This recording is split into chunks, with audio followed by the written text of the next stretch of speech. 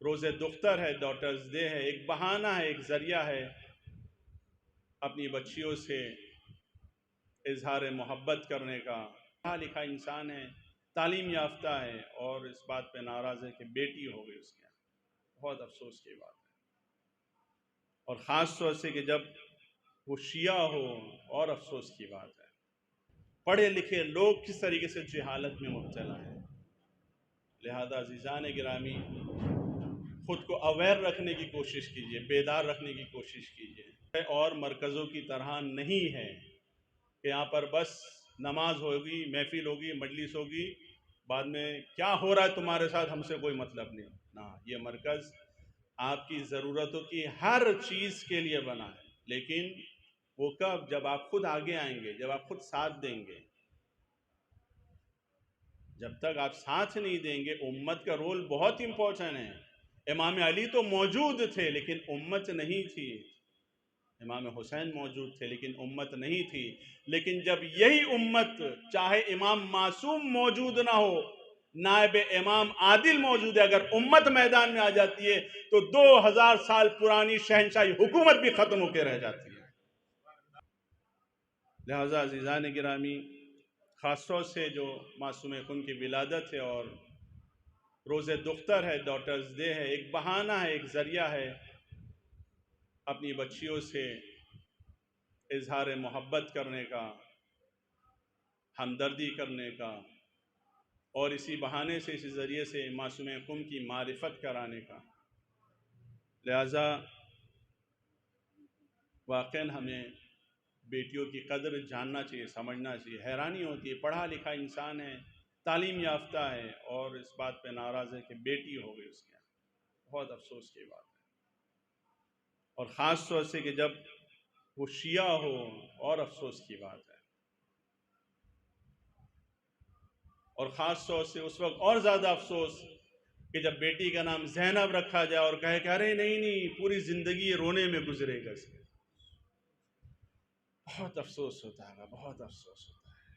یہی ہے کہ جب مجلس میں انسان صرف تبرک کے لیے جاتا ہے، جب انسان مجلسوں میں تبرک حسین کے لیے جاتا ہے اور تفکر حسین کے لیے نہیں جاتا ہے، تو ایسے ہی لوگ وجود میں آتے ہیں کہ جو نام زینب بھی رکھنے کے لیے منع کرتے ہیں، نام فاطمہ رکھنے کے لیے بھی منع کرتے ہیں، نام سکینہ رکھنے بھی منع کرتے ہیں۔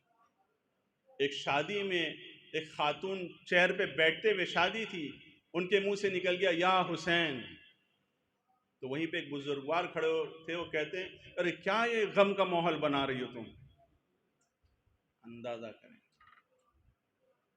اندازہ کریں، میں تو پیروں تلے زمین نکل گئی، کیا کہہ رہا ہے بندہ؟ جبکہ ایک طرف وہ لوگ ہیں کہ جو شادی کے ماحول میں، شادی کے اسٹیج پہ ذکر جناب علی اکبر کرتے ہیں، اور ایک طرف ایسے بھی لوگ وجود میں آ رہے ہیں۔ اب یہ سب عبرت ہے کہ استعمار کا اثر کس طریقے سے ہو رہا، سب ہمیں دکھ رہا ہے۔ پڑھے لکھے لوگ کس طریقے سے جہالت میں مبتلا ہیں۔ لہذا عزیزان گرامی، خود کو اویئر رکھنے کی کوشش کیجئے، بیدار رکھنے کی کوشش کیجئے۔ اسی کے ساتھ ساتھ اس طریقے سے آپ دیکھ رہے ہیں نوجوان نسل کے اوپر مسلسل حملہ ہو رہا ہے۔ انشاءاللہ سنڈے کے دن پرسوں اسی مقام پر صبح 9 بجے سے شام 5 بجے تک نوجوانوں کے لیے ایک نشست کا اہتمام کیا گیا ہے، کہ جس میں کچھ شخصیتوں کو بلایا گیا ہے، علماء کرام کو دعوت دیا گیا ہے، وہ آئیں گے اور نوجوانوں کی رسپانسبلٹی کیا ہے، ذمہ داری کیا ہے، اس حوالے سے گفتگو کریں گے۔ اس کے علاوہ بار بار آپ کی خدمت میں عرض کیا کہ یہ مرکز جو ہے اور مرکزوں کی طرح نہیں ہے کہ یہاں پر بس نماز ہوگی، محفل ہوگی، مجلس ہوگی، بعد میں کیا ہو رہا ہے تمہارے ساتھ ہم سے کوئی مطلب نہیں۔ نہ، یہ مرکز آپ کی ضرورتوں کی ہر چیز کے لیے بنا ہے، لیکن وہ کب؟ جب آپ خود آگے آئیں گے، جب آپ خود ساتھ دیں گے۔ جب تک آپ ساتھ نہیں دیں گے، امت کا رول بہت امپورٹنٹ ہے۔ امام علی تو موجود تھے لیکن امت نہیں تھی، امام حسین موجود تھے لیکن امت نہیں تھی، لیکن جب یہی امت، چاہے امام معصوم موجود نہ ہو، نائب امام عادل موجود ہے، اگر امت میدان میں آ جاتی ہے تو 2000 سال پرانی شہنشاہی حکومت بھی ختم ہو کے رہ جاتی ہے۔ لیکن اگر امام معصوم موجود اور امت نہ ہو تو پھر امام افسوس کے علاوہ کچھ نہیں کرتا ہے کہ مجھے اتنا گرایا کہ آپ معاویہ سے میرا مقابلہ کر رہے ہو. سمجھے کہ علی کی بارگاہ موجود تھی. امام بارگاہ کا مطلب کیا ہے؟